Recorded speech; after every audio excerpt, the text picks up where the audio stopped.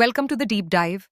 We're here to take those sometimes complicated financial headlines and really break them down into something you can actually use. Our mission today to cut through the noise around a pretty significant subject, one that directly hits the wallets of over 1.2 crore people. We're talking about the news just ahead of the big festivals. The Union Cabinet has approved an additional 3% hike in dearness allowance, that's DA, for employees and dearness relief, or DR, for pensioners. And look, this isn't just a simple bonus. It really goes to the heart of the policy structure for central government pay. It's all tied into the 7th Pay Commission. That's the framework, the rule book. Right, so this 3% pushes the total DA and DR up to a new level, 58%. 58% of basic pay or basic pension, Yes, to 58%. and the sheer number of people this touches is wow, it's staggering. Oh, it's truly vast. We're looking at this one decision benefiting somewhere around 49.2 lakhs central government employees, and then a huge number, 68.7 lakh pensioners. So like you said, that's well over 1.2 crore individuals right across the country who will see this actual financial bump. Okay, right. Let's unpack this then. That 3%, what does it actually mean for you, the listener? Maybe someone you know? Let's make it tangible. So if we start at, say, the entry level, a central government employee may be drawing the minimum basic salary, which is Rs 18,000, under the 7th Pay Commission rules. For them, this means their DA goes up by Rs 540 every month, which, is a helpful bit extra. Absolutely, and it scales up, doesn't it? It's proportional. So think about someone maybe mid-career, basic pay of Rs 30,600. For them, it's a Rs 918 per month increase. And then, go higher up the scale, someone with a Rs 56,900 basic salary. That's a pretty noticeable Rs 1,107 extra each month. So the increase itself is proportional, but the timing of this, when the money actually arrives, Yeah. that seems like a really big deal too, doesn't it? Oh, it makes a huge difference, absolutely. Look, the hike was announced now, in October 2025, right? But it's effective retrospectively. It counts from July 1st, 2025. So what that means is, employees, pensioners, they'll get this lump sum, arrears for July, August, September, and probably the new rate for October too, depending on how fast departments process it. Getting that chunk of cash right before the big festivals, that's not just some policy detail. It actually changes how, over 1 crore families can budget for Diwali. It's significant. That's the impact on the ground, person by person.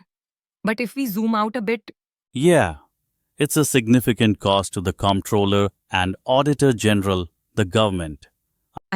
protecting 1.2 crore people from inflation, that must have a hefty price tag. The total annual financial implication, it's estimated at around 10,083.96 crore. Let's call it roughly a tenth of a crore per year. Now that sounds like a massive amount, and it is. But it has a sort of dual function. On one hand, yes, it fulfills the government's promise to its employees and pensioners. But on the other hand, it also acts as a kind of targeted economic stimulus. You're injecting over 10,000 crore rupees directly into the consumer economy, right before the busiest shopping time of the year. Okay, that makes sense. And this whole process, this DA hike, it's not a one-off thing, is it? It's part of a regular cycle of annual increases. Exactly right. It's part of a standard, pretty reliable mechanism. DA revision is a biannual practice. It's designed specifically to keep pace with, economic reality. And these cycles, they're quite predictable. They line up with a calendar roughly. That's right. Predictable is the key word. The first cycle covers January to June, and the announcement for that usually comes out before Holi, the festival of colors. Then the second cycle, which is the one we're talking about now, covers July to December, and that announcement typically lands before Diwali. This regularity is really important for trust in the system. Right. What strikes me though is comparing this 3% hike to the last one, because the last one for the January June period was only 2%.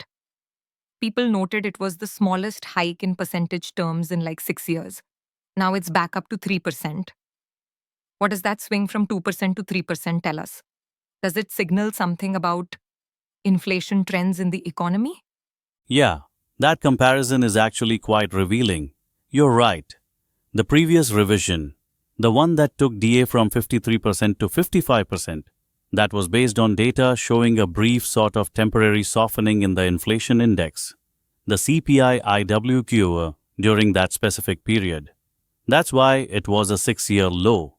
But the quick rebound now, back up to 3%, taking us from 55% to 58%, that strongly suggests that those inflationary pressures, especially on the kinds of goods industrial workers buy, they really picked up again, quite significantly in the July to September quarter.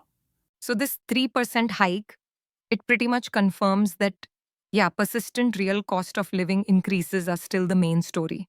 The mechanism is working, it's reacting to the data. Okay, here's where it gets really interesting for me. How do they calculate this exact percentage? It feels complex, not just plucked out of thin air. Oh, absolutely not plucked out of thin air. It's completely formalized. It's baked into the 7th Pay Commission structure. And it hinges entirely on one specific thing, the Consumer Price Index for Industrial Workers, the CPI-IW. Now, this index is crucial. It tracks the relative change in retail prices, but for a fixed specific basket of goods and services, the things that industrial workers typically consume. It's the official measure of inflation for this huge group of employees. Okay, so it's data-driven. What's the actual math then? Can you give us the formula they use? How does the CPI-IW data turn into that 3% or whatever the number is? Sure, the specific formula they use is this. DA percentage equals, you take the 12-month average of that CPI-IW data. Then you subtract 261.42 from it. Then you divide that result by 261.42. And finally multiply the whole thing by 100 to get the percentage. Okay, wait, so average CPI-IW minus 261.42 divided by 261.42 times 100. What's that number, 261.42? Where does that come from? Good question. That constant, 261.42, that's the crucial base figure. It's the base CPI-IW average. It was established way back using 2016 as the base year under the rules of the 7th Pay Commission itself. So that number basically acts as the historical anchor point for all subsequent calculations. That's a powerful anchor point. So if 261.42 is the fixed base, does that mean the whole DA system is fundamentally designed just to compensate people for inflation that happens after that 2016 baseline was set? That's precisely how it's designed, yes. The whole DA mechanism exists to track and offset every bit of price rise that occurs after the 7th Pay Commission initially set its salary structure back then. An ongoing automatic protection mechanism, really. Wow, okay. That detail about the 7th Pay Commission and that 2016 baseline, it leads us right into the next big piece of context here, because this calculation, this 3% hike tied to that 261.42 base, Yeah. it's not just another adjustment, it's actually the last scheduled official DA or DR increase under the current framework. The 7th Pay Commission, which has governed salaries for a decade, effectively wraps up its expected 10-year term on December 31st, 2025. This is like genuinely the end of an era. It really is. And, well, naturally, all the focus now shifts to what comes next, the future structure. Yeah. The 8th Pay Commission.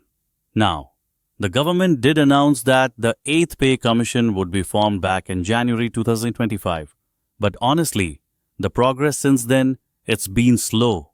And that slow pace has created quite a bit of uncertainty.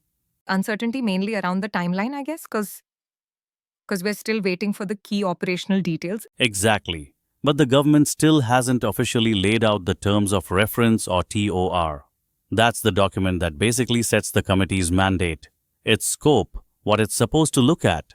And crucially, The actual members, the people who will sit on the commission, they still need to be officially appointed. And if you look back historically, previous pay commissions usually took about a year and a half, maybe more, just to prepare their reports after they were formally set up.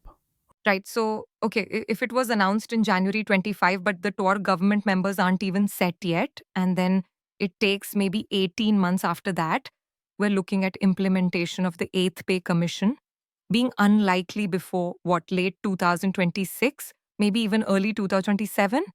But wait, the 7th Pay Commission formally ends this December 2025. If the new one isn't ready until potentially 2027, that's like a 2-year gap almost. Are employees just stuck in limbo, compensated based on a decade old structure for potentially 2 or 3 more years? That must create some pressure. Yes, it creates enormous pressure, absolutely. But past experience does offer a kind of cushion here. The expectation and the practice is that DA revisions will continue. They'll still happen twice a year as normal, even after the 7th Pay Commission's term officially ends. This continuous adjustment, it's basically mandatory to prevent salaries from just completely falling behind inflation during that interim period. Okay, so the DA adjustments keep happening.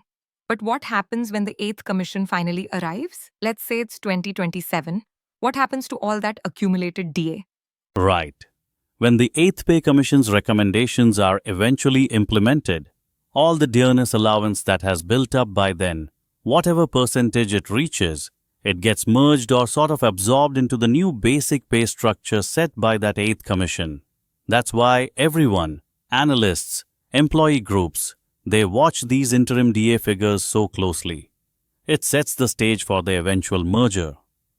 Okay, so while we're in this waiting period, what are people expecting? What are the rumors or the anticipated changes that the 8th Pay Commission might actually bring?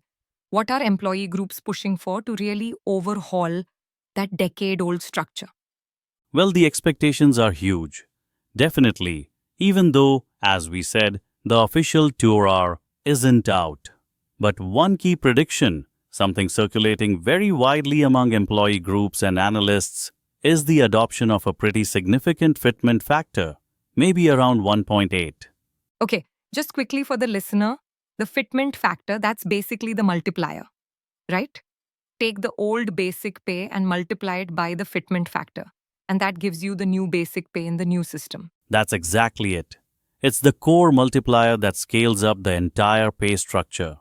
If it's 1.8, you take the existing basic, multiply by 1.8, and that roughly gives you the starting point for the new basic salary before adding allowances. It really sets the magnitude of the whole revision. But maybe the most talked about change, the one that gets the most headlines, is the potential jump in the minimum pay level. Right now, under the 7th CPC, it's Rs 18,000 per month. What are the predictions for the 8th CPC? Yeah, the predictions there are quite dramatic. Most analysts and employee groups expect the minimum pay level to increase very significantly. The number being talked about most is a jump from the current Rs 18,000 per month to possibly Rs 30,000 per month. Wow, from 18,000 to 30,000. That's a huge leap. Why such a big jump? What's the justification for that scale of increase? Well, it seems to be driven by two main things. First, the simple need to catch up with the actual cost of living increases that have happened since 2016. Employee groups argue pretty strongly that Rs 18,000 is just functionally inadequate today, given inflation. And second, it's about maintaining competitive pay. So shifting to Rs 30,000 is seen as an attempt to sort of reset that foundational salary figure, the very bottom rung, to a level that's actually relevant to today's economic realities. And if you fix the bottom, you reshape the entire pay structure upwards. Okay, right. Let's try and bring this deep dive home then. We've covered quite a bit, from the immediate relief of the DA hike to the really complex policy framework it sits within.